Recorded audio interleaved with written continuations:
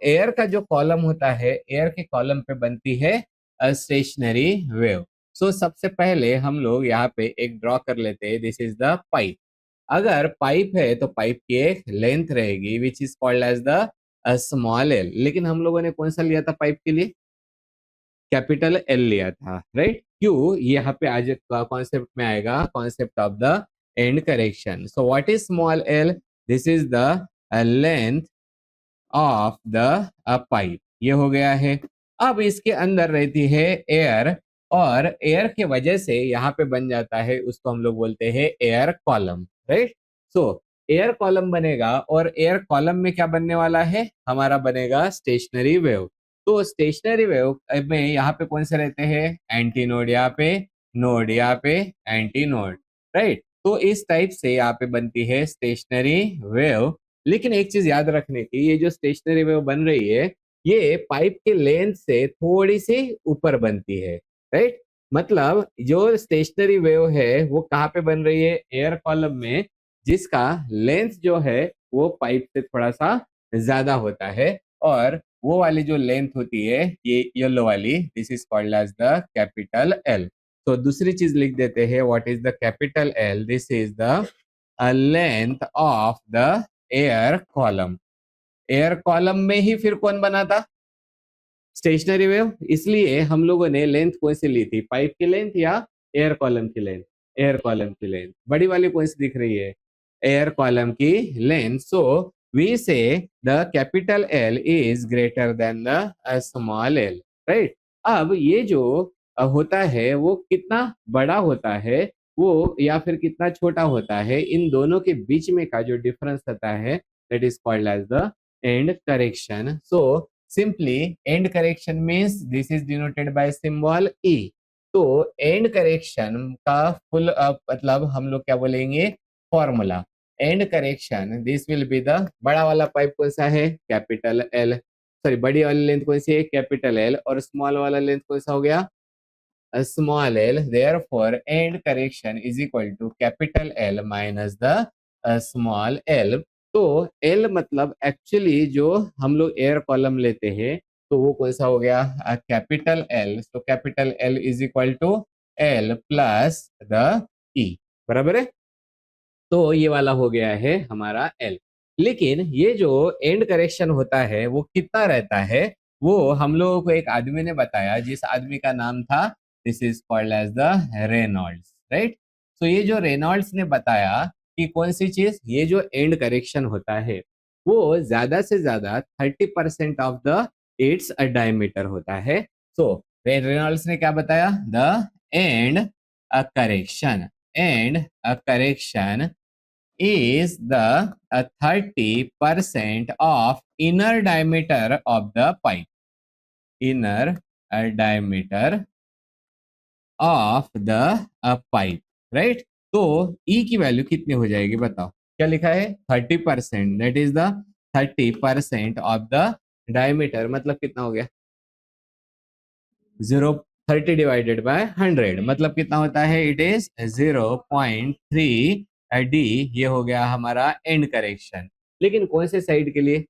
Only for the one and. Okay, so this is for the one and, one and. और अगर both ends का अगर एक साथ में मिला दिया तो सो हम लोग लिखेंगे this is for, sorry, for the both ends. ये यही कितना हो जाएगा?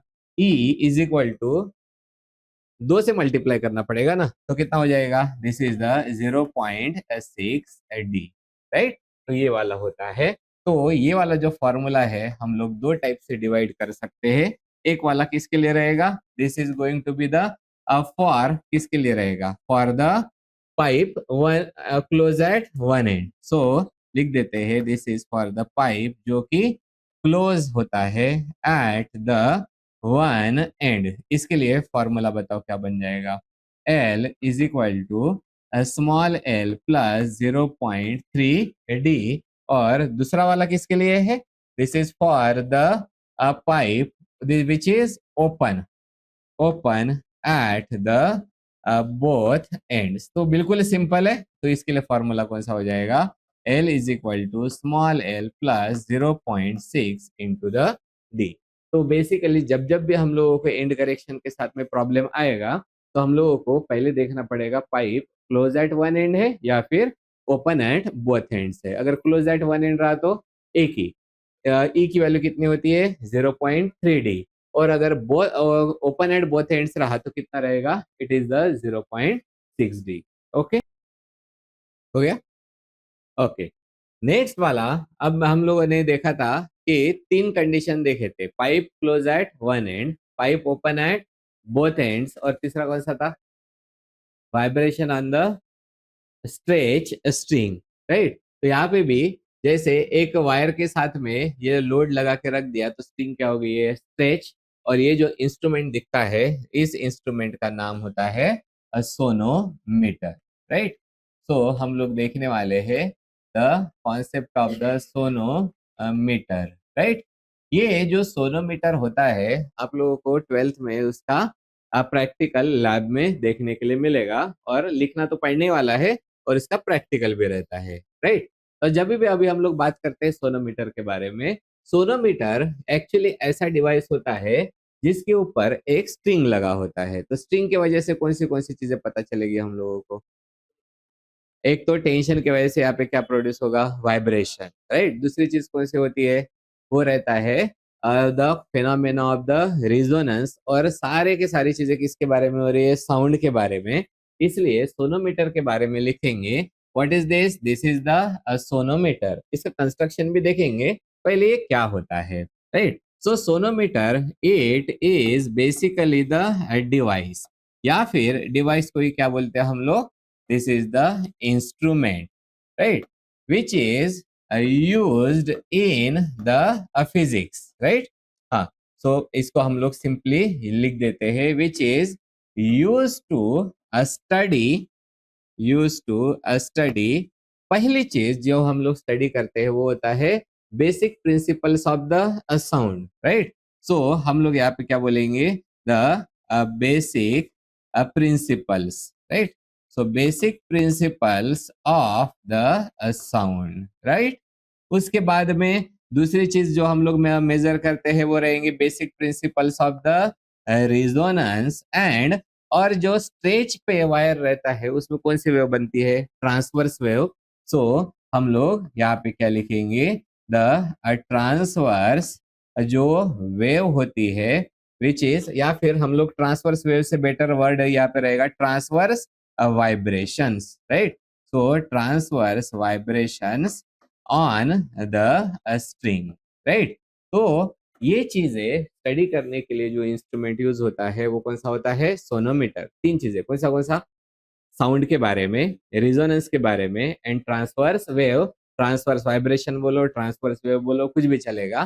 तो तीन चीजें याद रखने की, कौन सा, sound, resonance and transverse wave. इनकी स्टडी करने के लिए जो इंस्ट्रूमेंट यूज किया जाता है उसको बोला जाता है सोनोमीटर। अब ये तो डायरेक्टली डायग्राम हो गया, हम लोग एक्चुअली में इसको ड्रॉ कैसे करते हैं और कौन सी चीजों से ये मिलके बने वाला होता है वो देखेंगे। सबसे पहले ये एक होता है खाली वाला बॉक्स, उसको बोला जाता है sound box, right. So sound box, आप लोगों ने वो गिटार भी रखे वाली है, वहां पे स्ट्रिंग के नीचे क्या रखे वाला है, खाली डब्बा है। खाली डब्बा किसके लिए वजह से होता है, ताकि वहां पे साउंड प्रोड्यूस हो, उसको बोला जाता है साउंड बॉक्स। मतलब पहली चीज जिससे हमारा सोनोमीटर बनता है वो होता है this is the hollow sound box, right. उसके बाद में ये जो साउंड बॉक्स है वो पूरा पैक रहता है या तो ओपन रहता है, आप लोगों ने गिटार में देखा होगा ना, खाली मतलब गोल गोल रहता है ताकि वहां पे साउंड वाइब्रेट हो सके। तो इसके लिए ये सपोज साउंड बॉक्स है, यहाँ पे लगा के रखे वाला है एक हुक, राइट। तो हम लोग पहले इस साउंड बॉक्स को बंद कर देंगे फिलहाल में, ठीक है, ये हो गया। फिर यहाँ पे लगा के रख दिया वाला है हुक, और इसके ऊपर हम लोग दो इस टाइप के ये लगा के रख देते हैं, these are called as the wedge, और इसको बोला जाता है ब्रिज, राइट। सो हम लोग इसको वेज की जगह पे क्या बोलेंगे, ये दोनों ग्रीन कलर के कौन होते हैं, these are the bridge, right. और ये जो ब्रिज होता है वो मूवेबल होता है। मूवेबल का मतलब ये इधर उधर इसको हम लोग शिफ्ट कर सकते हैं। सो यहाँ पे हम लोग लिखेंगे, ये होता हो गया है हमारा ब्रिज। ब्रिज जो है वो कैसा है, दिस इज द मूवेबल। और उसके ऊपर फिर ये जो हुक है, इस हुक के साथ में बंध के यहाँ से कौन आ जाएगी, एक वायर। यहाँ पे कौन लगे वाला रहेगा, एक पुली। और पुली से लेकर यहाँ पे एक बास्केट रहेगी, जिसमें हम लोग क्या ऐड करेंगे, मास, मतलब क्या हो जाएगा, वेट। जितना ज्यादा वेट रहेगा उतना ज्यादा कौन आ जाएगा इसमें, टेंशन। तो तीसरी चीज कौन सी वाली है वो बताओ। वो उसके लिए हम लोग यूज करते हैं स्ट्रिंग, और ये वाला कौन सा है, लोड बास्केट।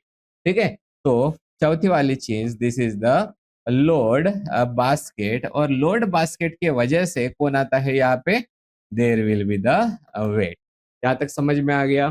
तो ये हो गया है। और उसके ऊपर एक है ना जो छोटा सा टुकड़ा रहता है पेपर का, छोटा सा पेपर का टुकड़ा एल शेप का, या फिर ऐसे थोड़ा सा ये वाला हो गया, इसको ऐसे मोड़ देंगे तो छोटा टुकड़ा हो जाएगा, वो इसके ऊपर रख देंगे। टुकड़ा रखने का मतलब क्या होता है, अगर स्ट्रिंग वाइब्रेट हुआ वो टुकड़ा उड़ के चला जाएगा, अगर वो वाइब्रेट नहीं हुआ होगा तो वो पेपर का टुकड़ा वहीं पे रहेगा। उस टुकड़े को हम लोग क्या बोलते हैं, राइडर। राइट, तो ये हो गया है हमारा rider. So this is the construction of the sonometer. Exactly वैसे ही दिख रहा है। एक कौन हो गया हमारा, साउंड बॉक्स, राइट। हाँ, दूसरा वाला कौन होता है, ब्रिज। यहाँ पे उन्होंने क्या नाम लिखे वाला है, वेज। लेकिन वो कैसा है, मूवेबल होता है। तो ब्रिज कैसा है, मूवेबल। उसके ऊपर किसको लगा दिया, हुक के साथ में स्ट्रिंग को। तो यहाँ पे देखो, दो ब्रिज के बीच में स्ट्रिंग आ गया।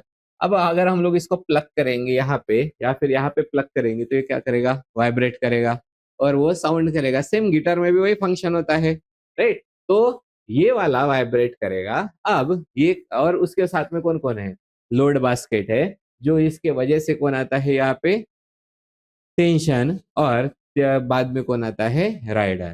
सो what is this, this is the sonometer. और ये हो गया उसका कंस्ट्रक्शन, राइट। अब जब हम लोग प्रैक्टिकल के बारे में बात करते हैं या फिर सोनोमीटर के बारे में बात करते हैं, इसमें कौन सी चीजें हैं जिसको हम लोग चेंज कर सकते हैं।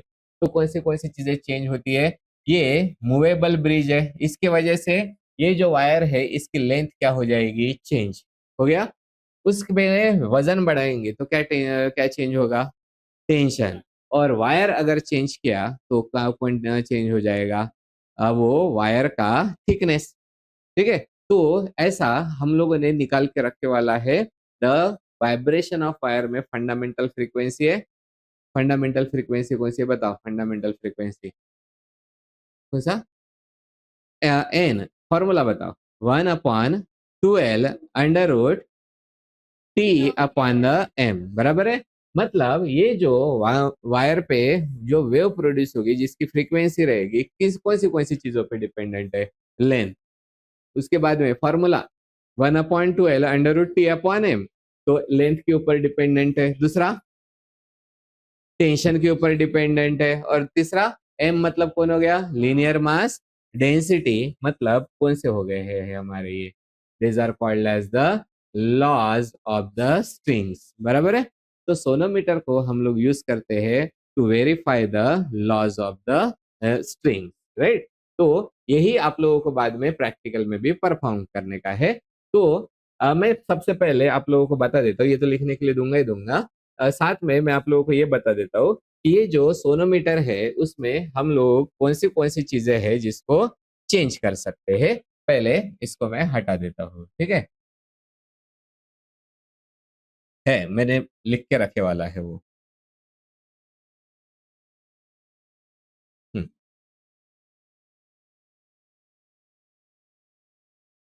ओके। सो फॉर्मूला बताओ तो मुझे।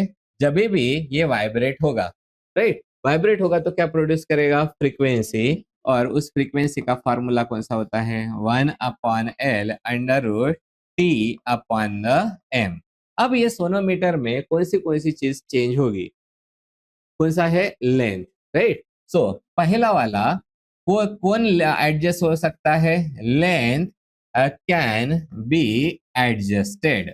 Okay, length can be adjusted. कैसे एडजस्ट होगा बताओ, बाय, इसमें कौन सा वाला है जिसकी वजह से लेंथ को एडजस्ट करोगे आप लोग, bridge.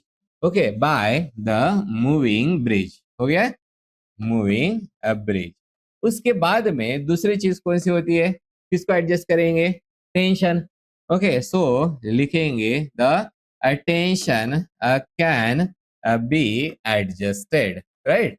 So tension can be adjusted कैसे, जल्दी से बताओ, by the weight, right. Weight मतलब कौन होता है, mg, right. So it can be adjusted by the weight. और जो तीसरी चीज होती है वो कौन सी वाली है,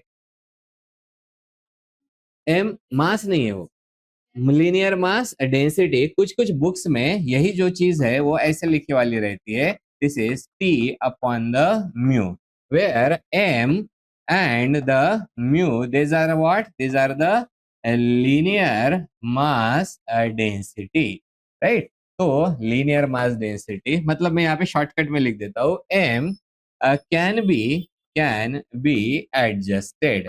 तो एम कैसे एडजस्ट कर सकते हैं बताओ, एम किसका, ये क्या है, linear mass density. Linear mass density किसकी होती है, वो गिटार पे कितने तार लगे वाले हैं, 6। सारे तार है वो, मतलब जो भी जितने भी स्ट्रिंग है सेम है क्या, नहीं, एक पतला है और एक जाड़ा है, और उनका जो लीनियर मास डेंसिटी है मतलब मास पर यूनिट लेंथ, मास पर यूनिट लेंथ वो पूरा जितना लंबा है उतना कैसा है, कांस्टेंट। तो मोटा वाला वायर के लीनियर मास डेंसिटी ज्यादा, पतले वाले वायर के लीनियर मास डेंसिटी कम। तो इसको कैसे एडजस्ट करेंगे, by changing the wire, simple. Okay, तो ये जो स्ट्रिंग है या फिर जो वायर है उसको चेंज करके क्या चेंज किया जाएगा, एम। सो बाय, हम लोग देखेंगे changing, by changing the wire, right. अब एक कॉन्सेप्ट हमेशा याद रखना है, हम लोग बात किसकी करने वाले हैं, ये फंडामेंटल फ्रीक्वेंसी की। तो ये फ्रीक्वेंसी किसके किसके ऊपर डिपेंडेंट है, लेंथ के ऊपर, टेंशन के ऊपर और लीनियर मास डेंसिटी के ऊपर। तो जब भी हम लोग अभी ये सोनोमीटर को ऑपरेट करेंगे तो तीनों क्वांटिटी को चेंज करेंगे या एक ही क्वांटिटी को चेंज करेंगे, एक ही क्वांटिटी या क्वांटिटी को, कोई भी एक क्वांटिटी को चेंज करेंगे और इसका इफेक्ट देखेंगे फ्रीक्वेंसी के ऊपर। जैसे लेंथ में चेंज किया तो फ्रीक्वेंसी चेंज हो जाएगी, लेकिन इन बाकी लोगों को क्या रखना पड़ेगा, कांस्टेंट। अगर टेंशन चेंज किया तो लेंथ को और वायर को कैसा रखना पड़ेगा, कांस्टेंट। मतलब फ्रीक्वेंसी के ऊपर इनका इफेक्ट अगर देखना है तो एक को छोड़ के बाकी दोनों को कैसे रखना पड़ता है, कांस्टेंट। तो फिर हम लोग ये एक्सपेरिमेंट स्टार्ट। ओके, अब हम लोगों को वेरीफाई करने के हैं तीन लॉज, कौन से लॉज है, laws of string, law of length, law of tension and law of the linear mass density. तो सबसे पहला वाला हम लोग बात करेंगे to verify, to verify the law of the length, right. Law of length को वेरीफाई करना है तो हम लोग फॉर्मूला कौन सा यूज कर रहे हैं बताओ, n is equal to 1 upon 2l under root t upon the m. So this is the frequency of the vibrating string. तो लॉ ऑफ लेंथ क्या बोलता है, n is inversely proportional to the l। ये prove करने के लिए हम लोगों को क्या करना पड़ेगा, ये जो t है एंड m है उनको क्या करेंगे, constant, right. So t and दूसरा वाला कौन सा है, m are kept constant, right, are kept constant. उसके बाद में हम लोग क्या करते हैं, एक जो हमारा ट्यूनिंग फॉर्क लेके आते हैं। ट्यूनिंग फॉर्क पता है, ये कोई भी स्ट्रिंग है उसको एडजस्ट करना है तो काटा चम्मच होता है, काटा चम्मच में चार होते हैं, यहाँ पे कितने रहेंगे, सिर्फ दो। ओके, तो ऐसा होता है ट्यूनिंग फॉर्क, और वो इस टाइप से बने वाला होता है, इतना जाड़ा और इतने मटेरियल से बने वाला होता है। इसको अगर हम लोगों ने स्ट्राइक किया, ये क्या प्रोड्यूस करेगा, sound wave of particular frequency. मतलब ये सपोज इसकी फ्रीक्वेंसी 30 हर्ट्ज की है, और इसको हम लोगों ने इसके पास में लेके, ये जो वायर है ना, ये वायर के पास में जाके हम लोगों ने उसको हैमर किया, ये क्या प्रोड्यूस करेगा, फ्रीक्वेंसी। ओके, अगर इसकी फ्रीक्वेंसी 30 हर्ट्ज की रही तो वायर भी क्या होगा, रिजोनेट होगा, मतलब वाइब्रेट होगा। लेकिन अगर वायर की फ्रीक्वेंसी 20 या 40 की रही तो वाइब्रेट होगा क्या, नहीं। तो वायर कब वाइब्रेट होगा? जब उसकी फ्रीक्वेंसी मैच करेगी विद द ट्यूनिंग फॉर्क से, और वायर अगर वाइब्रेट हुआ, राइडर क्या हो जाएगा? फेल। ओके, मतलब उड़ जाएगा वो, राइट? तो अब हम लोगों को क्या देखना है कि जो tension and linear mass density constant रखा है, मतलब कौन सी चीजें कांस्टेंट रखी है? वेट कांस्टेंट है और स्ट्रिंग जो है वो कांस्टेंट है, राइट? तो हम लोगों ने एक ट्यूनिंग फॉर्क लेंगे। सो यहाँ पे लिख देते हैं द ट्यूनिंग फॉर्क।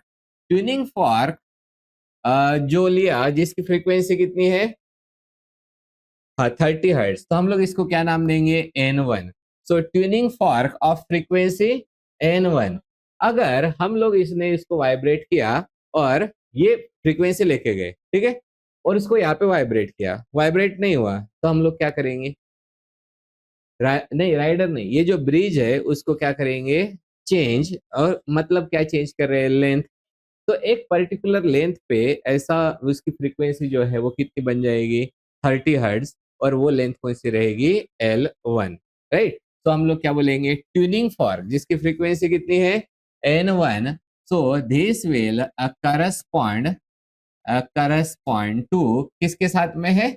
लेंथ, जिसका लेंथ कितना रहेगा? L1। दूसरा वाला ट्यूनिंग फॉर्क लेते हैं, tuning fork N2। This will correspond to length L2। Suppose 50 वाला लिया, तो क्या करना पड़ेगा हम लोगों को? यहाँ पे जाके फिर से लेंथ को एडजस्ट करना पड़ेगा, तब जाके वो यहाँ पे वाइब्रेट होगा। समझ में आ गया? तो हम लोगों को क्या दिखाई देता है कि यहाँ पे एक ट्यूनिंग फॉर्क की अभी हम लोगों को क्या पता चली? फ्रीक्वेंसी। और उसकी वजह से क्या पता चला हम लोगों को? Length, right? तो हम लोग क्या करेंगे? N1 मल्टीप्लाइड बाय L1 ये कर देते हैं प्रैक्टिकल में। तो दोनों के भी वैल्यू पता है, तो हम लोगों को क्या पता चल जाएगा? Value, right? दूसरे बारे में N2 और L2, इसके भी बारे में क्या पता चल गई है हम लोगों को? वैल्यू। तो अगर एक्चुअली में ये जो होता है वो अगर लॉ फॉलो करता है, तब ये दोनों भी वैल्यू कैसे रहेंगे? Same, right? So we can say if the both values are कैसा रहेगा? Same. Both values are same, therefore क्या बन जाएगा? N1 L1 is equal to N2 L2, बराबर है? हाँ, इसका मीनिंग ही क्या होता है? A1 V1 is equal to A2 V2 लिखा था ना, तो कैसे लिखा था? AV is equal to constant. यहाँ पे क्या हो जाएगा? N L is equal to कैसा हो जाएगा? कांस्टेंट। देयरफॉर क्या हो जाएगा?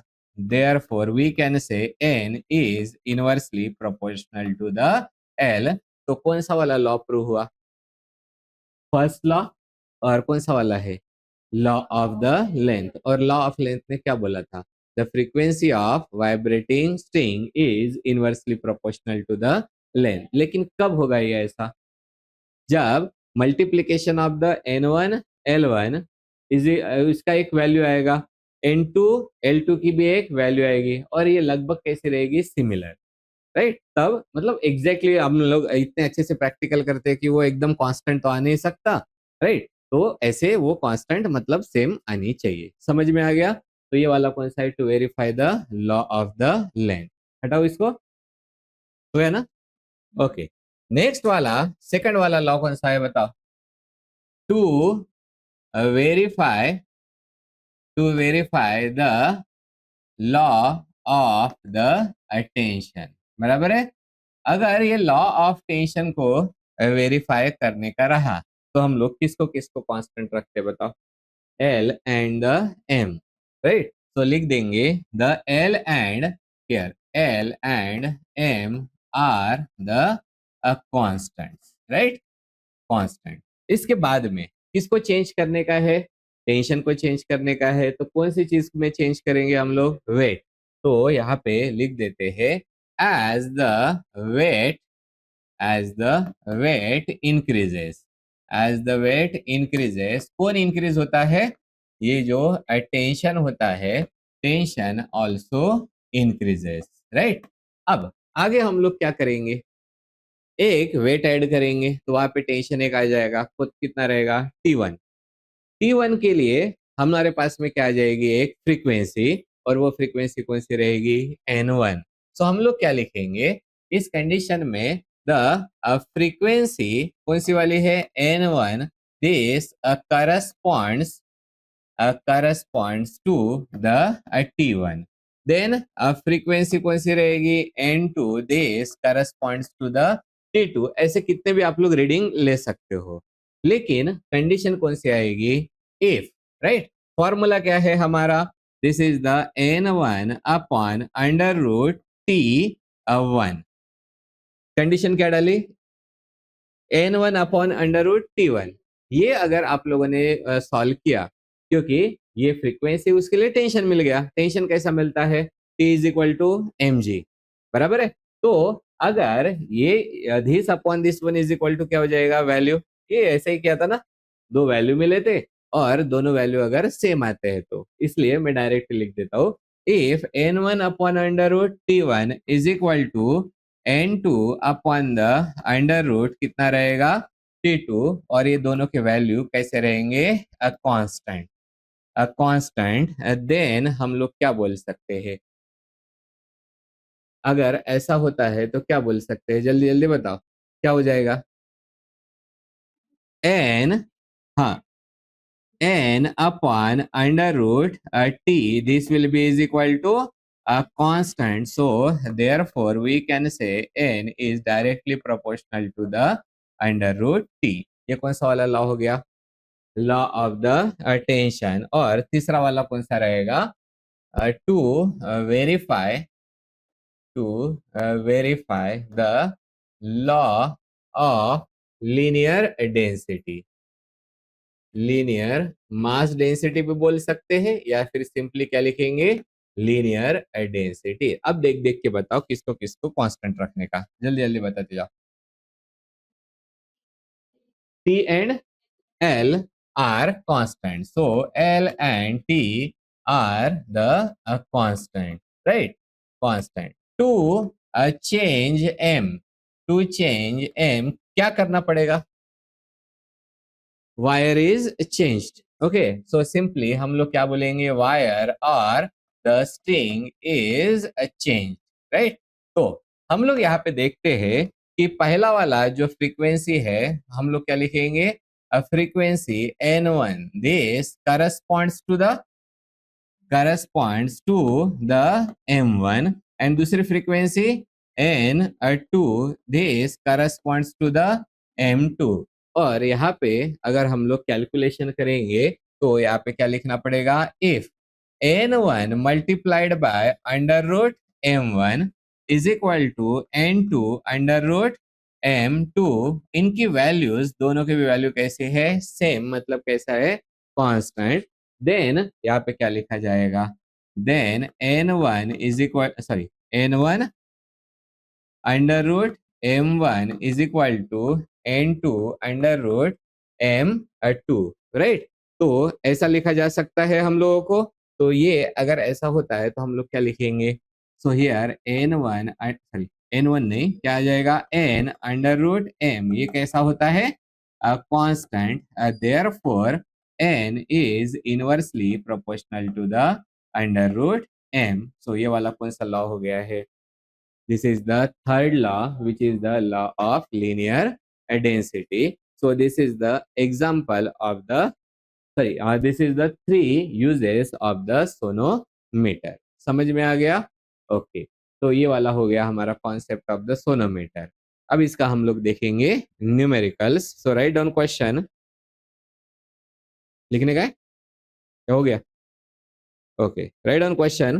क्या दिया वाला है, एक सोनोमीटर वायर है जिसकी लेंथ कितनी है, 1 मीटर, और उसका वजन कितना है, 2 gram. Okay, is subjected to suitable tension, मतलब उसके अंदर क्या आ चुका है, टेंशन आ गया है। हाँ, अब दूसरा चीज क्या दिया वाला है, ये तो सोनोमीटर वायर पूरा है, ठीक है। फिर उसकी वाइब्रेटिंग लेंथ का मतलब क्या रहेगा, दो जो ब्रिज है या जो फिर दो वेजेस है उनके बीच में का लेंथ। तो पहले की लेंथ कितनी रहेगी, L1, कौन सा है, L1, वाइब्रेटिंग लेंथ है ना, और कितने फ्रीक्वेंसी पे है, कितना है, 500 पर। तो कौन सी चीजें लिखोगे, N1 एंड L1। दूसरे वाला N2 एंड द L2, और इन दोनों के बीच में रिलेशन क्या है, कौन सा वाला लॉ लगेगा, लॉ ऑफ लेंथ।